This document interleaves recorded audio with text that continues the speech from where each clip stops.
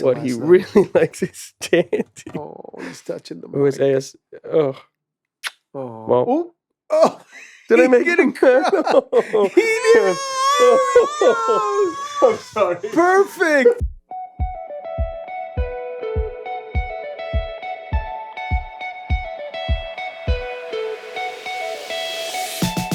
Hello and welcome to another episode of the Family Business with the Alessis, because family is everybody's business. And today, my son, Christopher John Alessi, the father of Marino John Alessi, and the husband of Rochelle Alessi, is joining me in the podcast because we're talking about things today that we don't get to talk about on Sunday. Yeah. Chris, welcome to the podcast booth. It's good to be here. I think this is the first or second one since I've been a dad now. Yeah. And hopefully by the end of the podcast, we can bring him in here and show the Podience. Yeah. Our boy Marino. We will have to do that. Now, you and I just came back from a hunting trip, but we're not going to talk about the hunting trip at our podcast today. We just want everybody to know We're that hunters. one of us took the biggest animal and shot the most accurate shot. Yeah. And we're not going to let people know exactly Who it that was. person was between the two of us. Yeah. I gotta So, say, I'm glad you're not telling anyone that I did sure that. wish you could vote on that right now. If there was a way for you to vote who you think took the biggest animal and trust who me. shot the most accurate shot, you should vote. And then we will let you know when we record the podcast who won. Alan will figure out a way to. Alan can make that happen.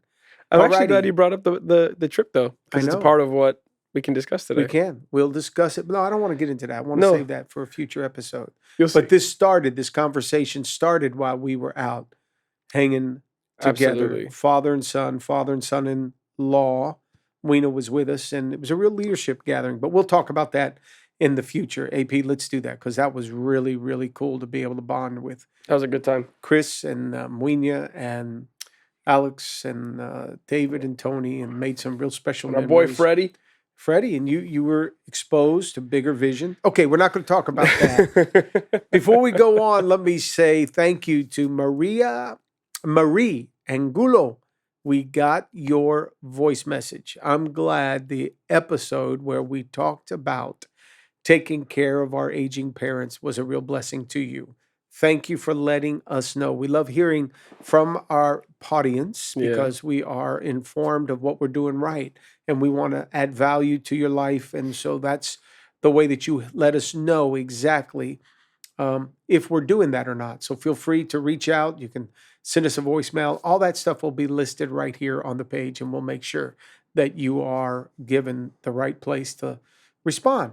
And of course, if you like what you're hearing, please like it and share it. We like you subscribing to be a part of what we're doing and getting updates for every one of our new podcasts, like the one we're going to do today. So I'm going to actually yield the microphone to Christopher John Alessi, the father of Marino and husband to Rochelle, son to Mary. What are we going to be talking about? Brother to Stephanie, Lauren, Gabby. No, so about the hunting trip, I'm not going to go into detail about it, but I was actually just talking to Alan about it in the back. It was different for me. We've been getting into the hobby, I guess you could say, of it for a couple years now, and I've gone along. It's probably the best way to describe it. Right. I've gone along with it, but this trip kind of changed it for me, and part of it was because of now that I'm becoming a dad myself, and I'm feeling a really large shadow, of having to be what you were to me, to this young boy. It's given me a new, prism of thought, a new perspective. And so the hunting trip did something for me, and it's kind of what I think we should talk about today. But at first I viewed it as a hobby. Mm-hmm. As your dad's hobby. As a hobby that my dad chose to like. And you came along for the ride. I did it to be obedient. Yeah. And which, by the way, that's an episode in itself. In and of itself. Because sons don't have no idea when they support their dad's ideas on doing things like this, how encouraging it is to the father. Oh, well, It's a pain in the neck when you're pushing your son to do something they really don't want to do it. well, the worst thing about that is how more encouraging it becomes to the son. Yeah. Over the time. But that being said, I viewed it as a hobby that you liked, a hobby I didn't like. I had other hobbies that I liked. But the more that I went on this particular trip, there were certain things that caused me to come face to face with certain realities. We spent time outside, and I really needed stillness with some of the new stuff that I've walked into as a dad. And what I realized is, see, this isn't a hobby of my dad's, and I'm going somewhere with this. Yeah. This is something that has objective value for men. Right. And my dad is onto it, Mm. and he's valuing it. And I'm the moron Oh, boy. living in the world of subjective value. Like, I'm the one that gets to decide whether it's valuable or not. Mm. Instead of realizing, oh no, this object, this thing has value. It's kind of like the market versus what it actually costs. The market can set the value on things, but that's not how much it actually costs.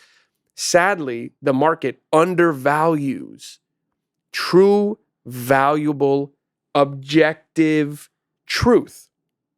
And the market undervalues it, but the people who come in and recognize, no, whether it's something like, and we'll get to this about men, and we really want to talk today about what it means to be a man, how to handle our emotions, how to orient ourselves to the world as men in a world where everyone thinks just being a man is toxic. I have to realize there are certain things that have objective value.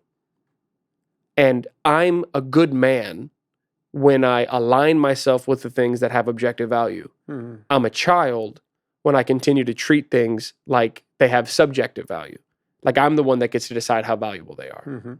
And so I think it's important because this trip helped me realize, dang, when I look at things, whether it's an opportunity to be on a podcast, sometimes if I'm looking at it through the lens of subjective value, I see how tired I am. I don't know if I have much to say. I don't like the way the person asked me to be on or whatever. And I ruin an opportunity to speak to somebody's heart for 30 minutes and possibly bless them. Meanwhile, the other way I could look at it is every opportunity to be on a podcast has objective value. Mm. And I'm a man when I can recognize the value and come into an alignment with it. Yeah. So kind of this objective value versus subjective value and understanding, your wife, I don't get to decide how valuable she is. Yeah. She has objective value given to her by God. And I'm a good man when I come into alignment with how she deserves to be valued. So I think we should talk a little bit about that today. The things that are on their own valuable, like you were just saying, and we can start there if you want. When your dad comes in and says, "Son, this will matter to you," that's not his opinion. Right. Right. That's objectively true. And I'm smart if I get on it early and say, "Oh, these are the things that will matter to me when I get older." Yeah. Right? Am I making sense? Sure. Well, as you get older, that's probably harder to kind of determine. When you're younger, you go along for the ride. When you're younger, you don't have much of an option, much of a choice, which is why a dad should probably start. I wish I would have started hunting a lot earlier to show you how fun it was, even though you still haven't bought into boating, because every time you get near a boat, you get seasick. It's just 100% on the way my fault. to the boat, you get seasick. The word boat makes me flare up. So hunting was so much better, and I can't wait for people to vote and actually tell us who they think shot the biggest animal and had the most accurate shot from almost 200 yards. But what I see, like, I can call out this guy because he's a hero of ours in our church, Jeff Childers. Yeah. All right. Jeff Childers is so intentional about introducing things to his boys. that is showing them at a young age really what is of value in life, what is important, what's a priority. So we have our Goodfellas group of men that hang out, sharpen one another, go on Goodfella camps to call men up to be real men. We have a young fellas group, which is a bunch of young guys that are one day want to be good fellas. So we have a program for them. Well, we want to introduce something to it. And here's where Jeff jumped on it. We sent him out to Texas, put him in this environment where the father calls out to the son, calls out the man that is in that son, even while that son is just a boy.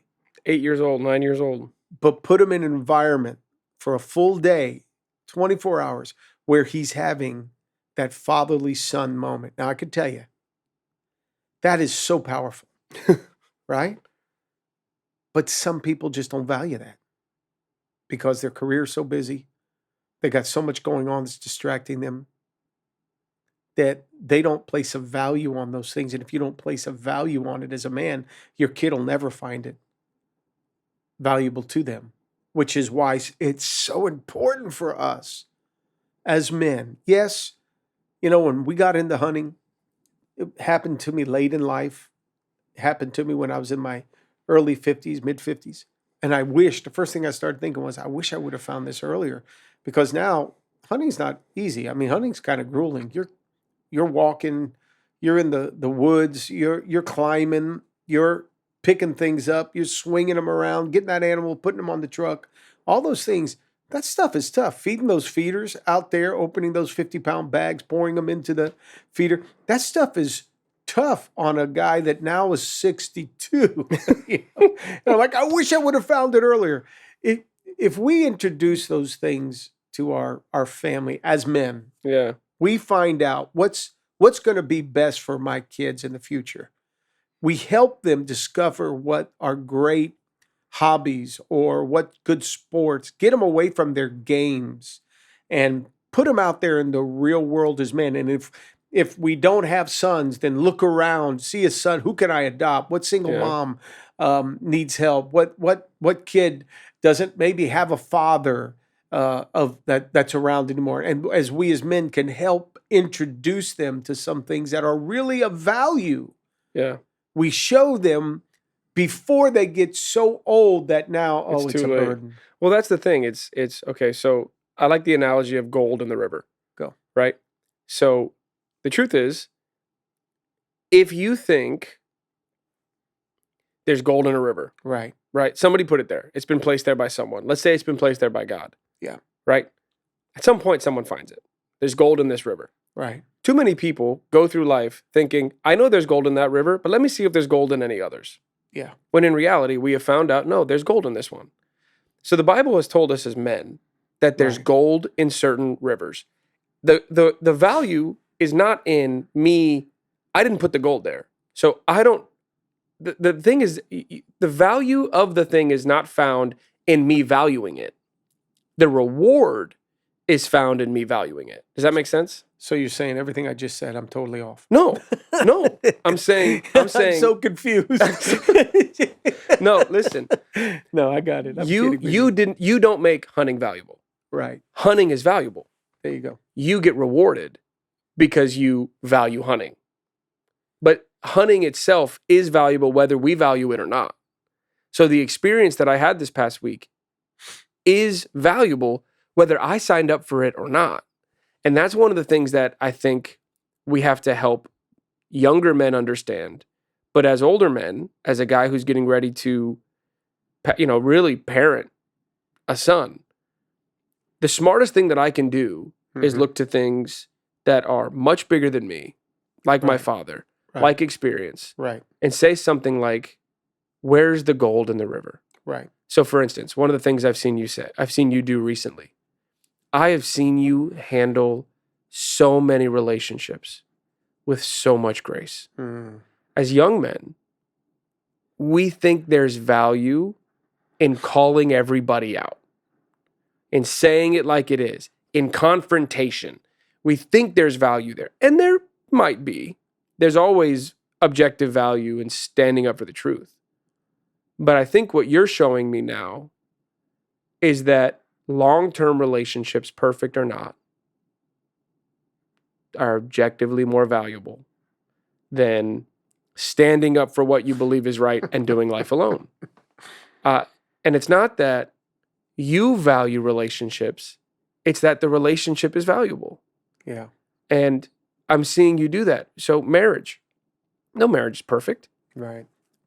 It's not that there's objective value in women with certain habits versus women with others, and you happen to get married and find out she's got a habit, and now you're like, this marriage is less valuable because I don't like that habit. It's not marriage between two imperfect people and staying married and continuing to pursue each other is objectively valuable. Yeah. And so, you see, if we approach something like marriage and from a subjective place, like I get to decide how valuable it is, well, then you're headed for divorce. Yeah. But if I go forward and say, no, there's gold in the river of a 50-year anniversary. Yeah. Then I will push past issues and I will pursue the gold in that river. And that you tell parents and grandparents all the time, no matter what's happened, there's value in their grandkids knowing their parents and their grandparents are still together. Yeah. There's value in that. There is. It's not subjective, which means I don't get to decide how valuable that is. I get rewarded based on how valuable I see it is. Yeah. And so, for instance, let me just say this to the Podience. You just heard my dad make reference to grabbing a kid who is fatherless and fathering him. The truth is, we may place a value on that or not. But we're going to be rewarded based on whether or not we find that valuable. Right. But there's objective value in it, no matter what. Right. There is a value in it, and we miss out if we choose not to. Mm-hmm. Am I making sense? Yeah. And I think that's where, some of these biblical principles that we choose to live by is helping prove this point. Exactly. Because it's only, it's valuable in itself. The value of it plays out after you walk in it, obey it. I'm rewarded by it. You're rewarded by it. But the challenge is seeing it and deciding to step into it. Yes. It's choosing to value the thing that has value. Yeah. And that's one of the things that I we talk about my truth versus the truth, right?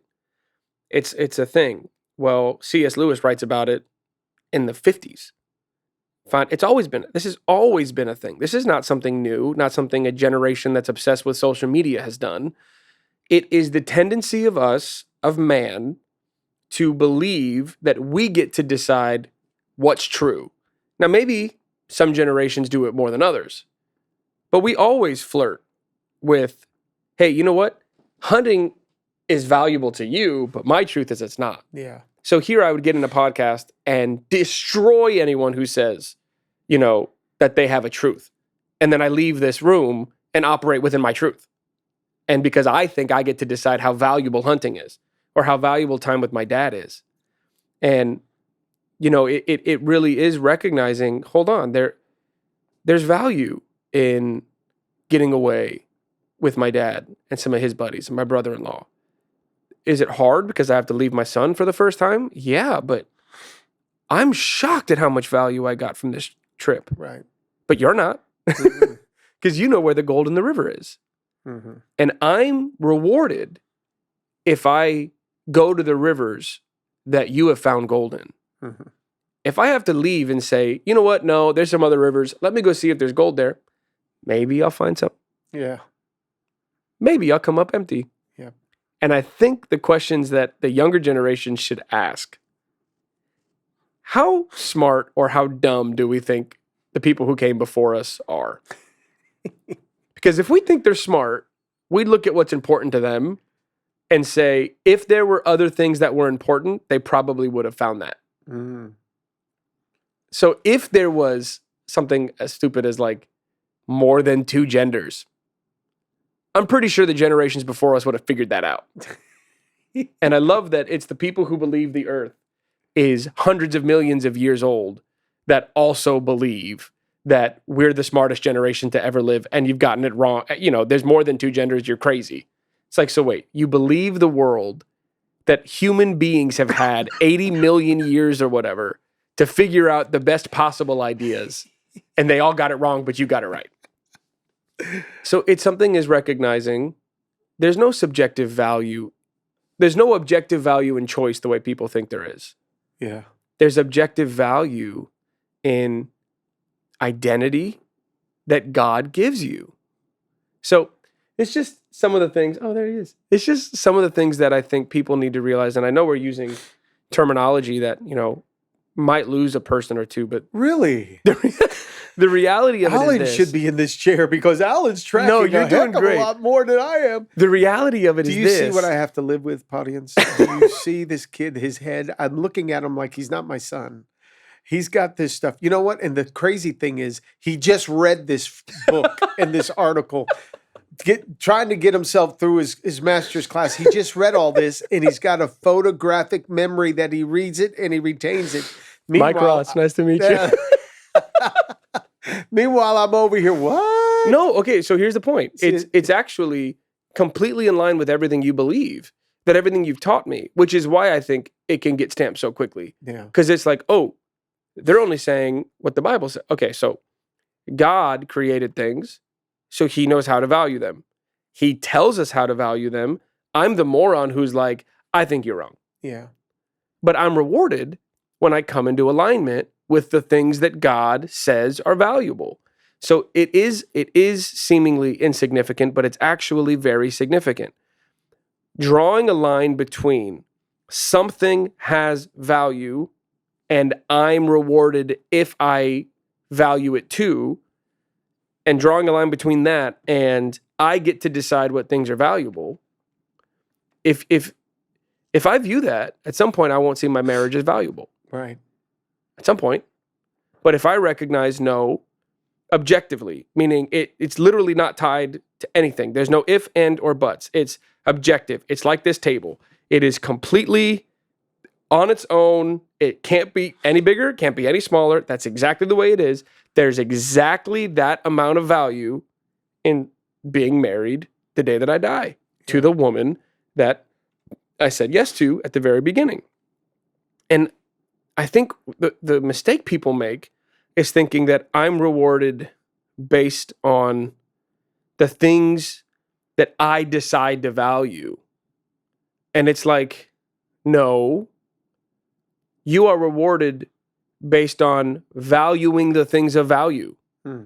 So if I take a $10 bill that the government has said it can give me $10, and I walk up to a place and they say, this thing costs $20, and I hand them the $10 bill, they're not going to give me that thing because the dollar has objective value. Well, in the same way, you know, I've seen you do this too lately. Like I've seen you operate in that proverb that a kind word turns away wrath. I've seen you operate in that lately. There's objective value in a kind word. Mm-hmm. Even when you want to come out of your skin and in your mind you're thinking, no, you know what I should do? I have to put them in their place. They have to know they can't do that. They've crossed the line. They have to know. I don't know one proverb that tells us put people in their place. Yeah. Outside of disciplining your kids. Right. The proverb is a kind, soft answer. So I am rewarded when I choose to align myself with the things of value. And I think my job now becomes looking at what did you value? I have to teach my son to value that. Yeah. As I value that. And Chris, you know, that's one of the things that makes our job really hard. Because we only get to hang around people really, the majority of people. We only get to really hang around them one day a week for about a 2 to 3 hour window. If that. And we're trying our best to show them what's valuable. And what I do as a father and introducing you to certain things that I think are going to be valuable to you. I can't force you to do it or have the attitude that comes around and says, this is fun, I'm going to go ahead and do this. I can't force it. All I can do is try to model it and put you in the environment where all of a sudden, boom, a light comes on and you're saying, this is valuable. I heard you over my shoulder while we're all out there taking target practice and playing around with our little competition. I heard you talking to the guide, Freddie, and you were sharing this with him. And afterwards, I walked over to him. I said, keep talking to him. Keep talking to my son. Because one of the things I wanted you to see was the vastness. It's really leadership. This was a leadership hunt. It was correct, putting you around different people, you and Weena, around different men that have brought value to my life so that you can see what I see and be inspired by what I get inspired by. This is the last thing I really wanted to do. I got plenty of hunting I'm going to be doing in November at the farm. Yeah. But to jump on the plane and to get that long flight and then drive 2.5 to almost 3 hours to where we went, and then to get up at 3:45 in the morning, be downstairs at 4:15, to Not be ready get back to go till 7:30 at night. It was a long day, right? You're exhausted. 2 days in a row.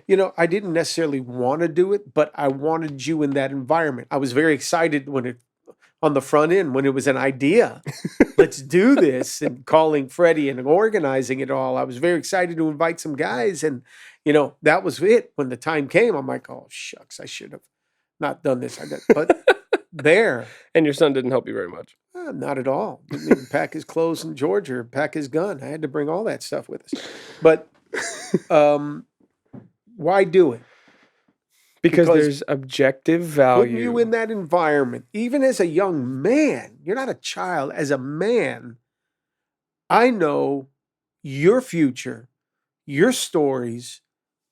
When I'm gone and you're introducing this to your boy and then your grandson, knowing this is going to help better your life, make your life different, make your life more balanced, make your life stronger. Yeah. Okay? Taking us out of the city like this and putting us into almost a desert environment, taking a shot almost 300 to 400 yards long, okay? Putting us there. It's two totally different environments because we're busting our hump here and everything's heady, everything's hard when we're here doing our job. It's a whole different kind of work. But then to go out there and stretch yourself, lay down prone, rifle in hand. That was rough. You're looking across 3 to 4 football fields distance to try to, and a target about this big. Hit a target that is, that may be 12 by 12. The vitals are about this big. You better do your deal. You don't want to wound it, and it run off, and that's inhumane. No, hunter's job is to put you in that environment, stretch you like that. It's leadership. It's what our church invests in for us to be leaders and to grow ourselves and be bigger because of the value of it. A lot of people will do? They'll look at the price and think, I can't afford to do that. Because they get to place the value on it. They get to decide how valuable it is. And that's the thing that's the important part. I don't get to decide what's valuable. Yeah. I get rewarded based on the things I value because they themselves are valuable. So, it's kind of like we've always said, why would you want to make all the money in the world to go home to an empty house? No value in a lot of money if you have no one to share it with. The value is actually in the people. So today, I just thought it would be cool to really, really start, and we'll probably have to come back to it at another point. But the important thing is recognizing that there are things that are objectively valuable to men. And our personalities don't get to decide how valuable they are. No, I like or that. Are the things that we like, they don't get to decide, or the context or the circumstance does not get to decide how valuable something is. Chris, I wish we could get this in the younger generation about their education. Yeah, there's value in education. It doesn't matter what you're pursuing. It doesn't matter what you're good at. And with all due respect, it doesn't matter what your parents said. Yeah. It doesn't matter what great CEO did not get the education. Right. What matters is the objective value in doing something you don't want to do and pursuing it. I could talk to a father whose son loves soccer. And the dad's like, I'm just too busy to put him in a soccer league. Well, that's a great, you place the value on you, the discipline that sports, hobbies, other things outside of our regular life, our regular job, our regular routine, showing what is of value to your kids is huge. Yeah. And most of the time we pick that up later in life. Yeah, there's no value in an extra hour of sleep, but there's value in getting your kid to a youth group. Hey, somebody right now is being inspired by this podcast. They got to share this podcast with others, because if it's been valuable to you, it's encouraged you. I found gold in the river here. Found gold in the river with this podcast. Share it with others. Just share it. Oh, well, they probably won't listen. They're too busy. Don't make a decision for them.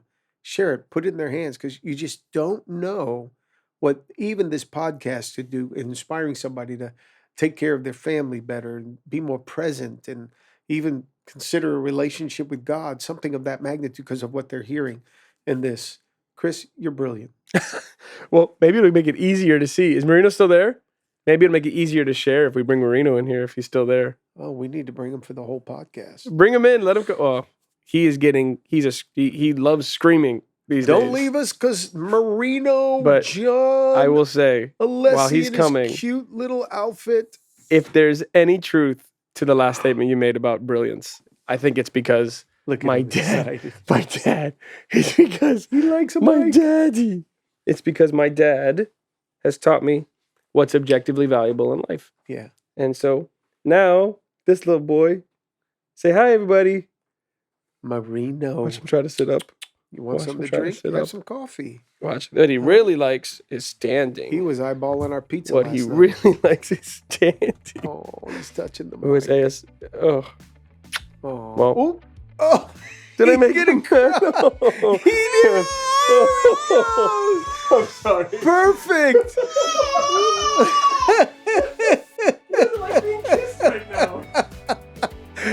That right there was Marino John Alessi's first podcast, and he cried through it. Thanks for joining us for another episode of The Family Business with the Alessis, including the third generation Marino John Alessi. I hope you were encouraged today. If you were, share this with others. Let's have fun at our podcast booth. Take care. We hope you enjoyed today's episode. Go ahead and subscribe to our YouTube channel, like this video, and click on the notifications bell so you can be notified for all of our future videos. And if you loved today's topic, we have plenty more. And you can click on this link right here to watch all of our videos so you can learn why family is everybody's business.